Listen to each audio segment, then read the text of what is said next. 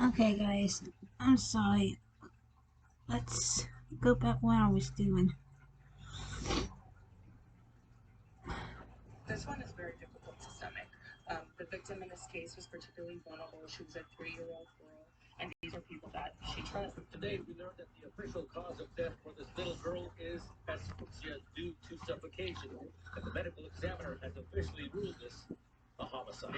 This is Claudia Hernandez Santos. She appears like a happy-go-lucky 20-something mother in this video posted online. But a few months before she made this and several other videos, she believed her 3-year-old daughter, Arlie Naomi Proctor, was possessed by a demon. This is Claudia's brother, Rene Aaron Hernandez, and their father, Rene Trieros Hernandez. With their help, she put her daughter through a 12-hour exorcism that tragically ended up taking her life. Then, she set the internet alight with the videos she released, as she appeared to show no remorse. Let's jump right into the heartbreaking case of the mom who killed her toddler and laughed about it on YouTube. Why though?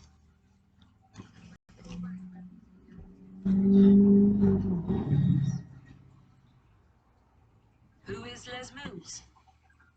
Les Mills is in the gym, on your car keys, attached. Parents have parental instinct to protect their kids and to keep them safe. If someone's child cries and is upset, we usually want to hold them and make them feel better. But when Arlie Naomi Proctor kept waking up This cute little her mother girl. began to think there was an entirely different problem altogether. Arlie would always do this in the night, but we all came up with the shocking conclusion as to what was wrong with her. They believed that the problem with Arlie was that she was possessed. Now, I don't know about you, but when I see a crying child, the last thing on my mind is that they might have a demon inside of them. But this family was very religious. They decided that there was only one place they could go to defeat the evil they believed they faced. Iglesia Evangelica Apostles y Profetas is a tiny church on 2nd Street in San Jose that until recently was only known by a handful of people. What connection does this place have to this case? Well, get this. Not only is it where the amateur exorcism took place, its congregation is led by Pastor Rene Hueso, also known as Rene Trieros Hernandez, Arlie's grandfather. Soon, this basement house of worship would become the center of attention, and for all the wrong reasons. She was brought to the church by her mother and brother on the morning of September 24th, 2022. Here, they would begin what they claimed was a work of God, but what looks more like the work of some sick individuals. Sorry, I'm not really religious type. The poor little girl's ordeal was only just beginning, as she was held down by her wrists, ankles, and neck. This would last for hours as they tried to force her to vomit by shoving their fingers down her throat and squeezing her neck. During this time, she lost consciousness many times and was left with multiple horrific injuries. 12 hours into what they called the will of God, but what we can only call torture, poor Arnie Yeah. stopped showing signs of life. More shockingly, no one bothered to call for medical assistance for over 2 hours, something her mother told police after she eventually called 911.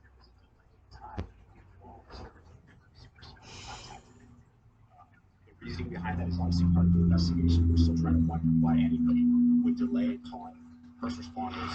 When officers responded at 8:12 p.m. that night, they found Arlie unresponsive. The hospital did all they could to save her, but she sadly died from this ordeal. The coroner concluded her death was from asphyxia due to suffocation. This would not be the first time this unassuming church would draw the attention of the police and the press. In April of 2022, just weeks before the arrests in Arlie Naomi Proctor's case, the police were once again at the church, and again it involved a small child. Brendan Dweller was only 3 months old when he was kidnapped in San Jose. He was taken from his grandmother's after 3 failed previous attempts by Jose Portillo and Yesenia Ramirez. They both attended Iglesia Evangelica Apostles y Profetas with Brendan's mother, and it's believed Ramirez had a major problem with the way Brendan was being raised. After the kidnapping, the building was searched, but no connection was found other than the suspects and the victims attending the same congregation. Brendan was found safe and well, but his incident cast another shadow over this house of hope and faith. Not long after this, the landlord of the property, who was horrified at recent events, gave the church 30 days notice and evicted them. More arrests just announcing the death of a 3-year-old girl in what has been described as an exorcism that happened at a home with a makeshift church last September on South 2nd Street. Although the family had told the police what had happened, they remained only suspects until January 2022, when Claudia was finally arrested and charged. It took until May until her brother and father were also arrested after new evidence was uncovered by investigators. It looked like this family of monsters would finally receive the justice they deserved. Arlie's grandfather stayed defiant, saying, "If you read the Bible, you'll see that Jesus casts away demons and makes Who sick people cares healthy again. about the It's not what I Bible? want to do it. It's when it's God and His will wants to heal the person. The preacher is like an instrument of God. What we do is what God says." It is exceedingly rare in the United States to hear about these kinds of stories. All the religions you can think of do practice exorcisms, and the more established the tradition is, the more likely they are to have training that teaches the priest to recognize symptoms of psychological and emotional distress that would avoid this exact kind of situation that would happen. Just before her arrest, Claudia would talk to her daughter and broadcast it to the whole world. In another bizarre twist in this crazy, messed up case, she would create a YouTube channel, and what she says and the way she behaves will shock you and make you question the motives of this obviously unhinged woman. From today's video, as you guys saw the title, I'm going to be talking about my daughter, okay? I'm not going to be talking about how she passed away, but I'm going to be talking about who she was, like before I got pregnant, when I got pregnant, you know, everything, because I want to talk about that. I want you guys to know who she was, because if she was alive, I would definitely have her in my video. The way she talks about her daughter creeps me out. She doesn't seem bothered that she lost her, let alone by her own hands. She also appears to justify her actions and claims to be telling the truth about what happened that fateful day, and even seems to be acting like we should feel sorry for her. People weren't even there, but they want to be out here saying this and that because of how the situation goes. But if you weren't there, then you don't know. She also goes on to say that everyone wants to know what happened to her, you know, her cause of death. A lot of people turned on me after my daughter passed away. A lot of people thought a lot of things because of how the situation looked. I know what happened. I could sit here and be negative, but there was no point in me doing that. I cannot change what is. It is what it is. One person that can change what it is, the judge. They will all have to face in court. All 3 defendants Those were needs involved to in the change the ongoing abuse. This alleged attitude exorcism case has problems. rattled this entire community. While the DA is pushing hard for a life sentence, one legal expert says this is far from a slam dunk. Claudia Hernandez sat by herself in court today, shackled, wearing the brown garb of an inmate in protective custody. 59-year-old Renee Trigueros Hernandez and 19-year-old Renee Erin Hernandez Santos appeared together in court as they were both formally charged with child abuse causing the death of 3-year-old Aurelie Doe.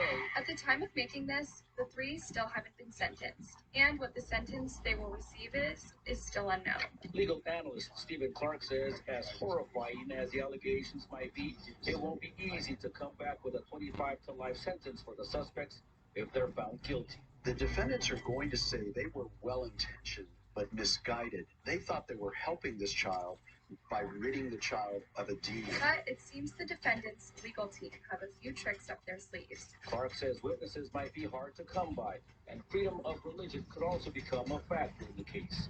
In the end, Clark wouldn't be surprised if a jury comes back with a manslaughter conviction instead. With any luck, the judge will dish out a long sentence for this most harrowing crime of innocence snatched away. These 3 people inflicted the most unthinkable pain on a young girl who trusted them implicitly. We may never know why they allowed their religious beliefs to influence them so much so that they ended up taking a life. But hopefully they will have plenty of time to pray for forgiveness from inside their prison cell. What do you guys think? Let me know your thoughts down in the comment section, and if you What I think? That's messed up. So, I will see you at my 4th video, so I see you then.